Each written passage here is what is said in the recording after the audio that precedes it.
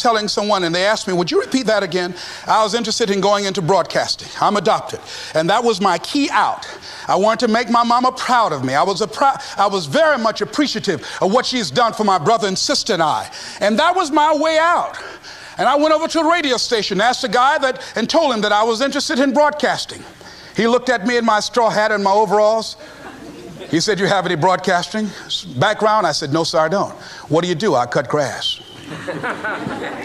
Young ladies asked me what kind of work I do, and I was working on a garbage truck. I say, well, I'm a sanitary technician. He said, we don't have any job for you. I decided that was something I was going to do. I decided I'm unstoppable. I'm going to go up and hit. I'm going to do this. I started going to the radio station every day, developing a relationship with the people that were doing what I wanted to do. And that's what I encourage you to do. Whatever area you want to go in, find people that are doing it the way you want to do it and develop a relationship with them. When I decided to go in this area, I wrote letters to Dr. Norman Vincent Peale, to Zig Ziglar, to Dennis Waitley, all of the giants in this area. And I said, this is something I want to do. I've been following your career. Would you help me? Dr. Norman Vincent Peale answered my letter, did an article on me, wrote about me in the most recent book that he issued, and done many broadcasts about me. I'd wanted to develop a relationship and rapport with those people that were achieving those things that I wanted to achieve. By the same token, I would go to the radio station, and I developed a relationship with the guys.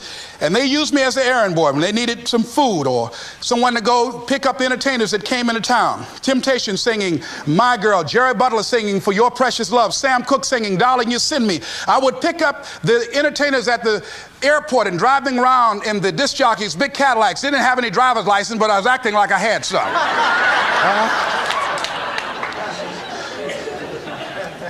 Every day I used to go home and work on my communication skills, developing myself.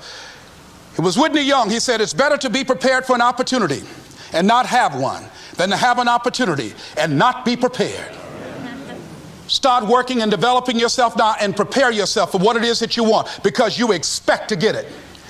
And when the disc jockeys were in the control room, I would go in and watch them and develop a trust level, and they would let me stay, and I would watch and observe them working the controls. When you want something out of life, don't worry about how you're going to get it. How is none of your business. The most difficult thing it is to hold the vision. It's to hold the vision.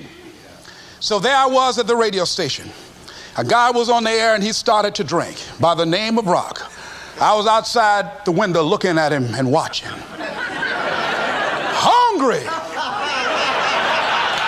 and ready, saying, drink, Rock, drink. Pretty soon the phone rang. It was the general manager. I said, hello? He said, Les, this is Mr. Klein. I said, I know. He said, Rock can't finish his program. He's slurring his words. I said, I know. Can you work the controls until one of the other disc jockeys come in? Would you call them? I said, yes, sir. I hung the phone up. I said, now he must think I'm crazy. I called my mama and my girlfriend Cassandra, said, y'all come out on the front porch and turn up the radio. I'm about to come on the air.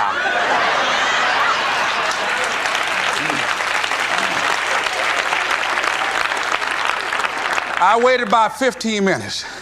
I called him back. I said, Mr. Klein, I can't find nobody. He said, well, why don't you go in there and work the controls until they get there? And don't say nothing here. I said, yes, sir. I couldn't wait to sit down at that turntable, Mustafa.